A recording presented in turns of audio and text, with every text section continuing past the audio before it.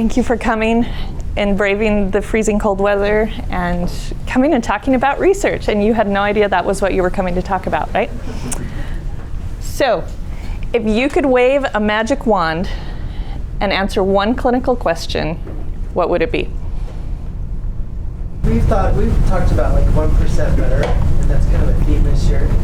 And so this would be kind of like an ongoing question, and that would be, what would be the one thing that I could do differently that would make the most doable with the greatest impact? And if you were constantly looking for that one thing that you can improve upon that was doable with the greatest impact, and it's kind of a vague answer, but that's kind of like maybe the thing I was thinking about. Awesome. Other thoughts? Which is the primary source of pain, the biopsychosocial piece for folks with low back pain? Individual comes in, is it the biomechanics? Is it something with their brain, the pain is centralized? Is it something else to do with kind of their social network that's amplifying something else? Because when you know that, then you know where to go after the pain. Awesome. Alex? I want a cure for glioblastoma. Yeah. Nice. What research has made the biggest impact in your life or your career? So this is the looking back instead of the looking forward. I can't point to a single study, but like all of our kind of protocols, all of our treatment algorithms, standard of care, there's several trials that have been done, clinical trials that have either through spine or cranial work that make up like neurosurgery and orthopedic surgery as practice. So it's, in residency we get pimped on these trials like all the time. Like, why do we actually do this in the OR? It's from, X trials. So I think all of medicine is hopefully based off of, this rigorous research process and clinical trials. So. Awesome. I'm not a clinician, but I would just say personally the research that's been most impactful to me is research on exercise and nutrition as it relates to longevity. Perfect. And in conjunction, I don't know if it's not like the biggest thing, but the one that was more impactful was Dr. Mitchell at the last summit talked about cartilage health and just the importance of activity to maintaining cartilage health. And since then, I really put my foot down with patients on saying you have to be moving. It's an absolute requirement for you to be active and doing things to prove that you're actually trying to manage the pain before we just jump to surgery. Awesome. Others? The paper in spine that I read, authored by Dr. Bowden. Not this one. Looking at you now and seeing how that one day reaching out to him several years ago, Dr. Edwards and I going over there and talking and how that's led to a lot of other stuff. That's another one impactful in my life. Fabulous.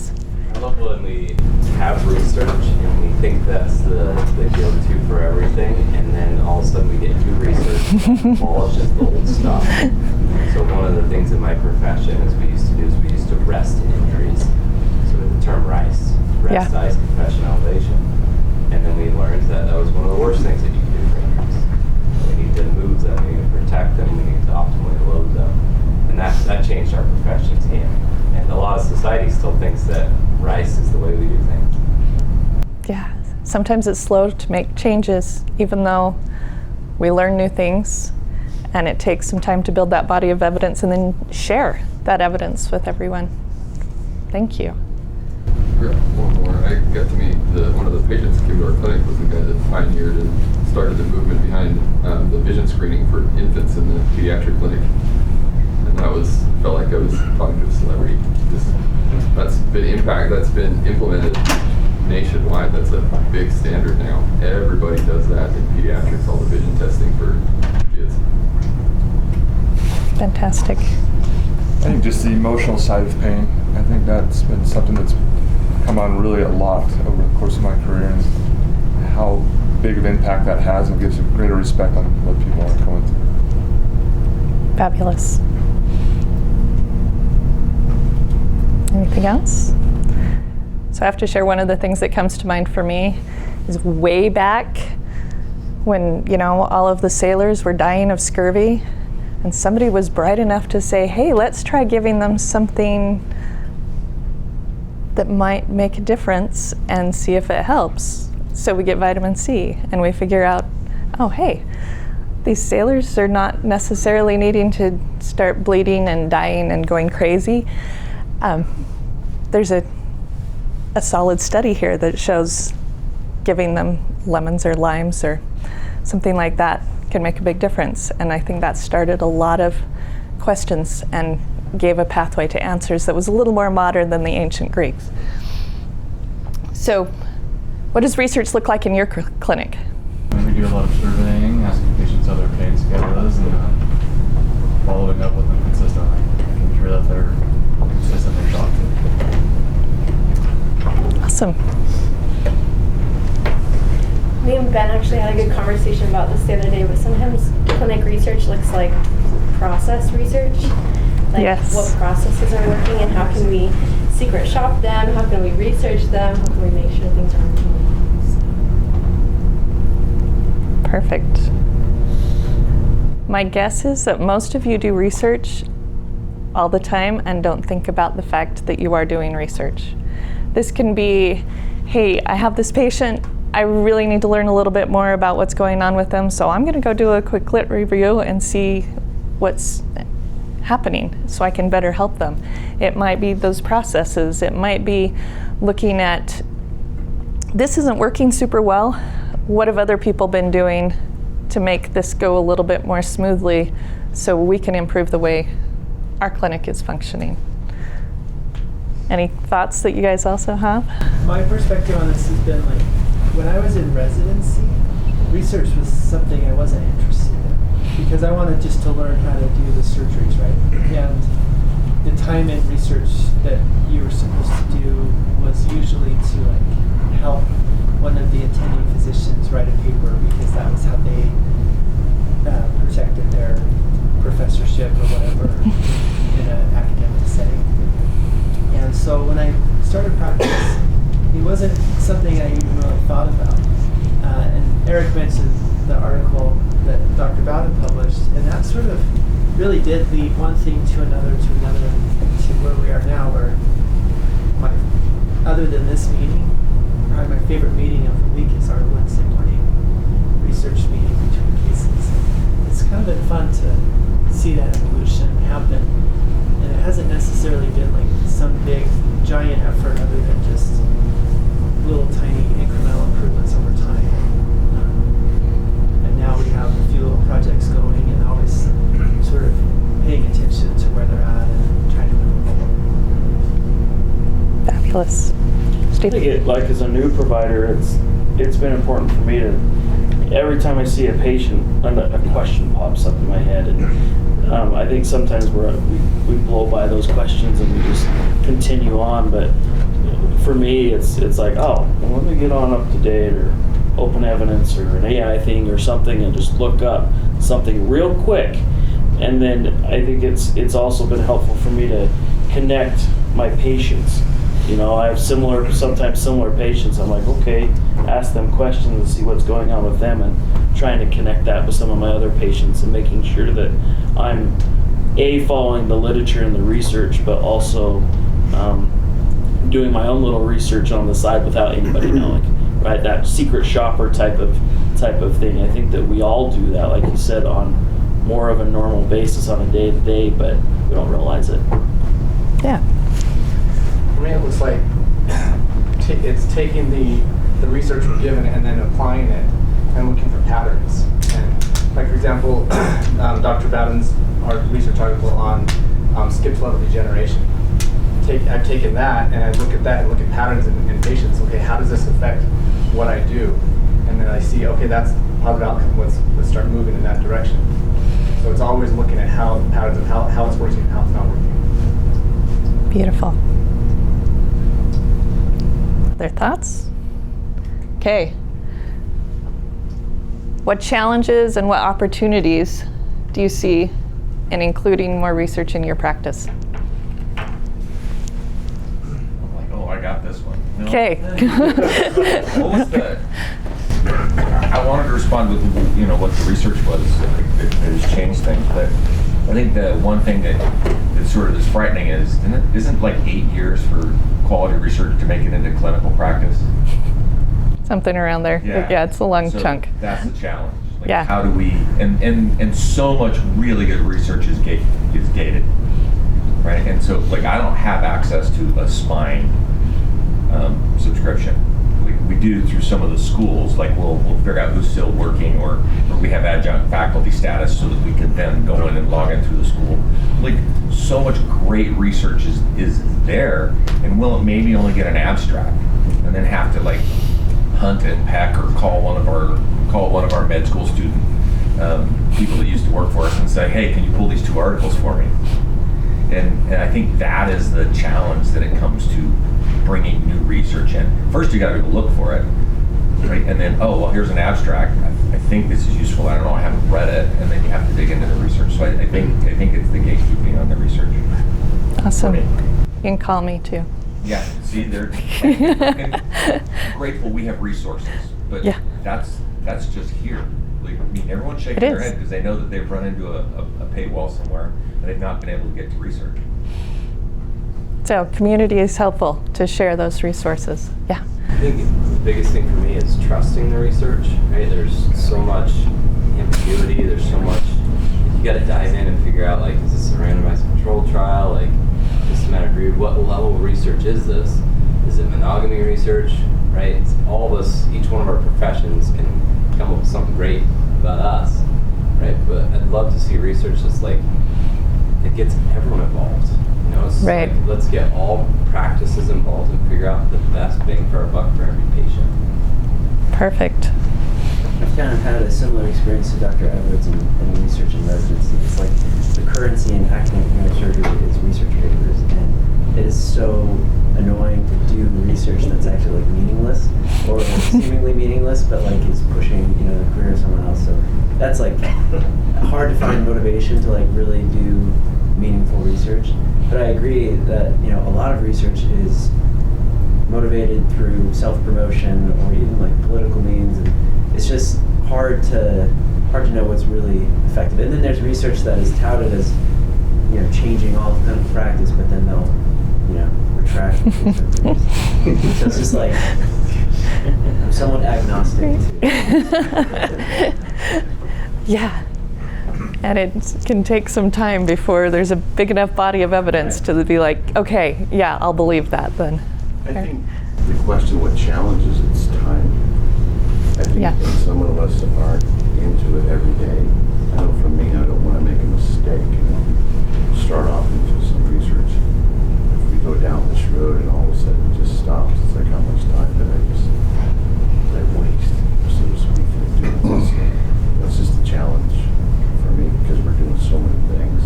Oh, let's do a research paper over this. And I'm adjunct at a school in Texas. That just takes a ton of time, and I see all this stuff. So I'm just imagining the time it takes to attend our patients and everything else. So I see that as a challenge. Definitely. On the opportunity side, I think research is just like clinical medicine, is a team effort. So there's an opportunity to bring people together through research projects. Also, our community can stand out as a community by producing good interdisciplinary research and working together. Very few communities do that. Very little research is truly interdisciplinary. So there's some good opportunity there. And then we've talked now and again about burnout. Mm-hmm. And one of the antidotes to burnout is sort of a passion project that could take a small percentage of your time and keeps you engaged in what you're doing. And asking a clinical question and kind of searching out the answer over time can become one of those things that help us all stay engaged in what we're doing, and is a bit of an antidote to burnout. So So I look at research as simply asking a question. And these are 2 questions that I think you ask often, every day. I know I do. What do I want to better understand about my patients? And I just learned something about a patient situation that I think can help somebody else. How can I share that? Because maybe they have something that's fairly unique. There's going to be somebody else that's out there looking for solutions for that fairly unique situation, and we can help share. So I wanted to share just a few of Summit's current research questions because I'm hoping these will spark your imagination as to things like, oh, I can totally do something like that. Or, oh wait, this area is something that I'm excited about. How about if I do this project over here? And maybe we can all work together to build projects that help all of our patients and that are interdisciplinary. So one thing we've been looking at is the supplement we've developed with the impact of perioperative nutrition. So gastric emptying phase is done, paper needs some revision, but we're working on that. Phase 2, we've got about 70 participants enrolled, and we're trying to get up to 100 before the end of March because, IRBs run out. And so that's one that we're working on. Another one is looking at a cervical arthroplasty device that Dr. Edwards was using for a while, and the company that made it wants to know a little longer term how things are looking. And we were excited to participate in that because then we can find out how our patients are actually doing and see if this was a good choice. The stats on here are just kind of as a reminder that everybody doesn't want to participate in projects, even though we look at it and say, but we're giving you all this free stuff. Why don't you want to have this information about yourself and all the free stuff?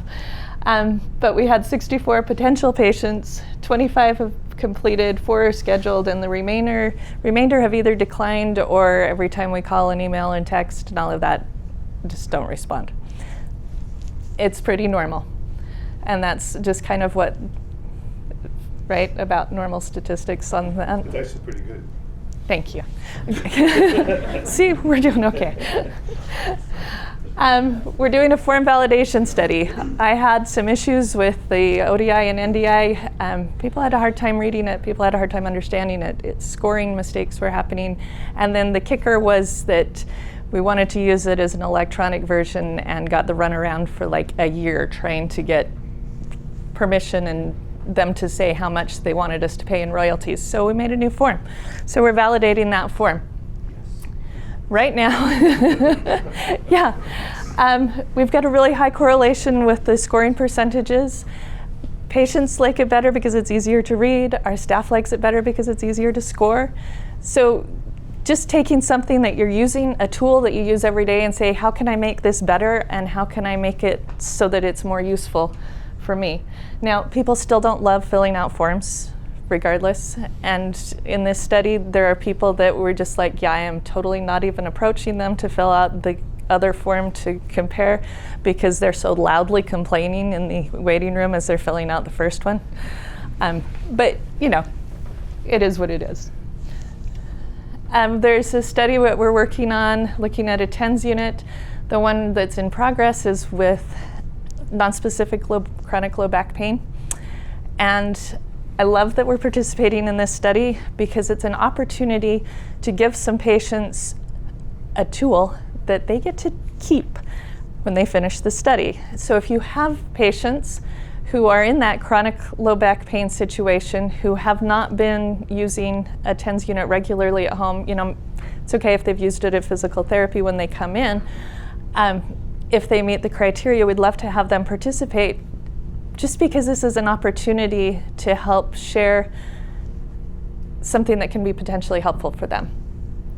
We're also in the process of writing things up to use the same device for some of Dr. Pitt's patients who hopefully can be able to have a narcotic-free surgical experience and be able to use a device like this to help with the pain management.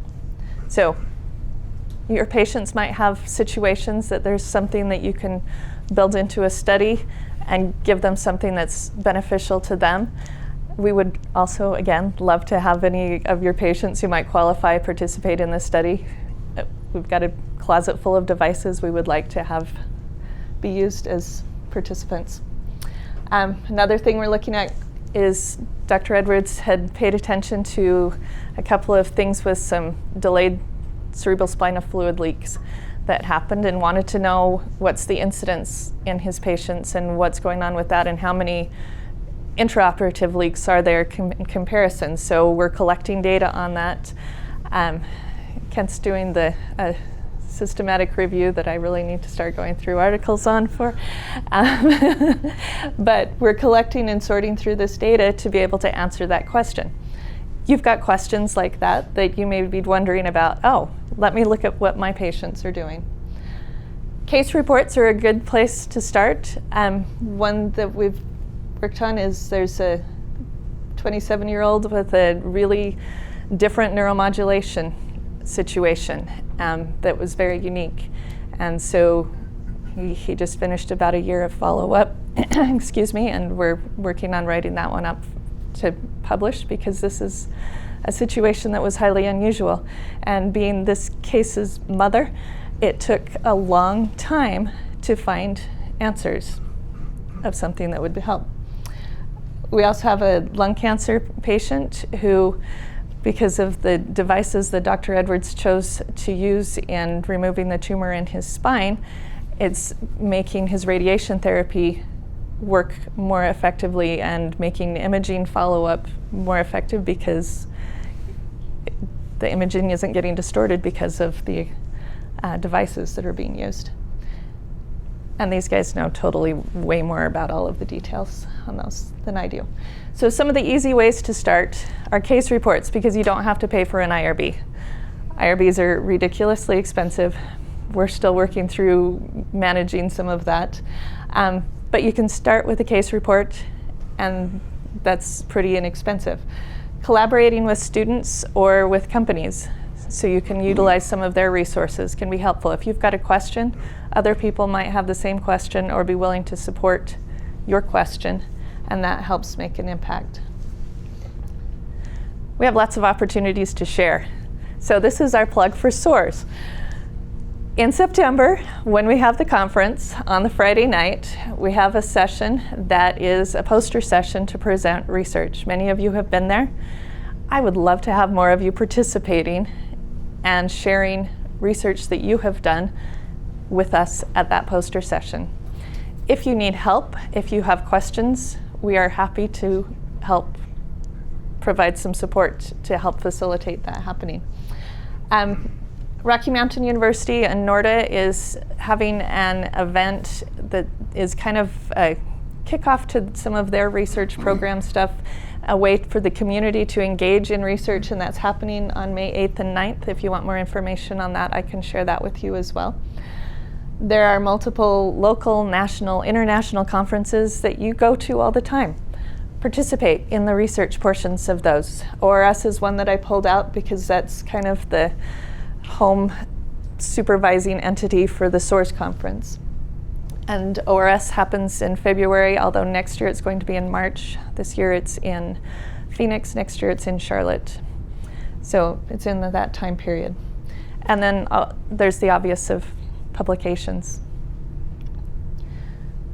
So think about the social media impact that has been growing in our community. How has that influenced your practice, and how have you seen that grow as far as sharing good, solid information?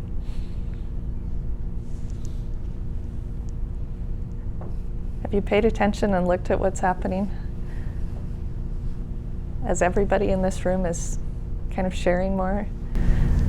It's interesting how big of an audience you can get. I mean, we posted one video this last year that saw like 34 million views. I mean, it's just crazy the amount of audience that you get in front of just by creating one piece of content.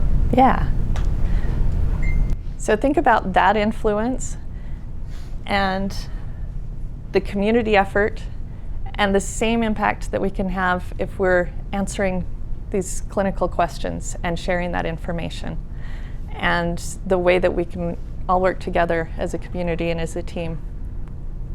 And it's kind of amazing and empowering to our patients to be able to have, hey, these are my providers that are taking care of me, and look at this great information they're giving me. And how there are some people that get super excited about participating in research, honestly, besides the ones that are like, yeah, no, don't go there.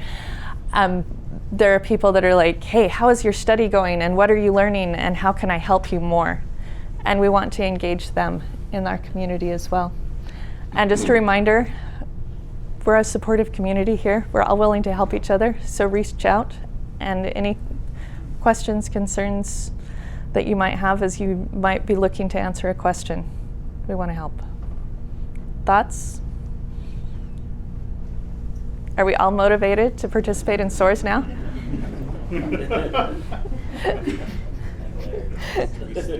There it is.